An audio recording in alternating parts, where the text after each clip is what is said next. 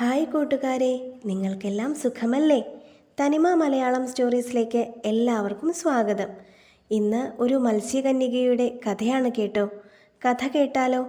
കഥയുടെ പേര് എലോറ. മനോഹരമായ സമുദ്രം. സമുദ്രത്തിൻ്റെ അടിത്തട്ടിൽ അതിലും മനോഹരമായ ഒരു സ്ഥലമുണ്ടായിരുന്നു. മത്സ്യങ്ങളും ജെല്ലി ഫിഷുകളും പവിഴപ്പുറ്റുകളും മുത്തുകളും പലതരം ചെടികളും എല്ലാം അതിൻ്റെ ഭംഗി ഇരട്ടിപ്പിച്ചു. അവിടെ ഒരു കൊട്ടാരവും ഉണ്ടായിരുന്നു. അവിടുത്തെ രാജകുമാരിയാണ് എലോറ എന്ന മത്സ്യകന്യക. അവൾ അതീവ സുന്ദരിയായിരുന്നു, കൂടാതെ ദയാലുവും സ്നേഹനിധിയുമായിരുന്നു. അവൾ നന്നായി പാട്ടുപാടും. അവളുടെ പാട്ട് കേട്ടാൽ ആരും ആകർഷിക്കപ്പെടും. അത്രയ്ക്കും മധുരമുള്ള സ്വരമായിരുന്നു അവളുടേത്.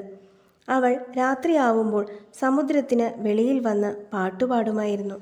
നല്ല നിലാവുള്ള ഒരു ദിവസം അർദ്ധരാത്രി അവൾ പാട്ടുപാടുമ്പോൾ ഒരു ബോട്ടിൽ ഒരു ചെറുപ്പക്കാരൻ അത് കേൾക്കാൻ ഇടയായി. അവൻ്റെ പേര് ഏലിയാസ്. അവൻ ആ പാട്ട് കേട്ട് ഇങ്ങനെ നിൽക്കുമ്പോൾ പെട്ടെന്ന് ബോട്ടിൽ നിന്ന് കാൽ വഴുതി അവൻ വെള്ളത്തിലേക്ക് വീണു. അവൾ അവനെ രക്ഷിച്ച് കരയിലേക്ക് എത്തിച്ചു. പിന്നീടുള്ള ദിവസങ്ങളിൽ അവർ എന്നും കണ്ടുമുട്ടി. അവർ നല്ല സുഹൃത്തുക്കളായി മാറി. പരസ്പരം കഥകൾ പറഞ്ഞും പാട്ടുപാടിയും മറ്റു വിശേഷങ്ങൾ പങ്കുവയ്ക്കുകയും ചെയ്തു. ഒരു ദിവസം രാത്രി ഏലിയാസ് വിഷമിച്ചിരിക്കുന്നത് കണ്ട് എലോറ ചോദിച്ചു, "നീ എന്താണ് വിഷമിച്ചിരിക്കുന്നത്?" എന്ന്.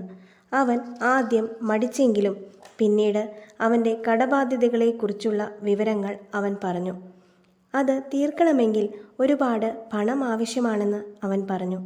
ഇത് കേട്ട് എലോറ പറഞ്ഞു, "നിനക്കെന്നെ വിശ്വാസമുണ്ടെങ്കിൽ നീ എൻ്റെ കൂടെ പോരൂ" എന്ന്. ഏലിയാസ് എലോറയോടൊപ്പം പോകാൻ തയ്യാറായി. അവൾ അവനെയും കൂട്ടി കടലിനടിത്തട്ടിലേക്ക് പോയി. അവിടെ ഒരു പെട്ടിയിൽ ഒരു നിധിയുണ്ടായിരുന്നു. അവൾ അതിൽ നിന്നും വിലപിടിപ്പുള്ള മുത്തും പവിഴവുമെല്ലാം അവന് നൽകി. എന്നിട്ട് അവൾ ചോദിച്ചു, "ഇത് മതിയോ നിന്റെ കടബാധ്യതകൾ തീർക്കാനെന്ന്?" ഏലിയാസ് അവളോട് എങ്ങനെയാണ് താൻ ഇതിനൊക്കെ നന്ദി പറയേണ്ടത് എന്ന് ചോദിച്ചു. അവൾ ഒന്ന് പുഞ്ചിരിക്കുക മാത്രമാണ് ചെയ്തത്. അവൻ തിരിച്ച് തൻ്റെ വീട്ടിലെത്തി.